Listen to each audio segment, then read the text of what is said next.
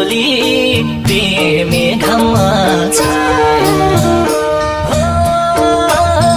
भन्ने गर्थ्यौ निष्ठुरी तिमी घाममा छाया आउँदो रहेछ सम्झना त छोटे पनि माया आउँदो रहेछ सम्झना त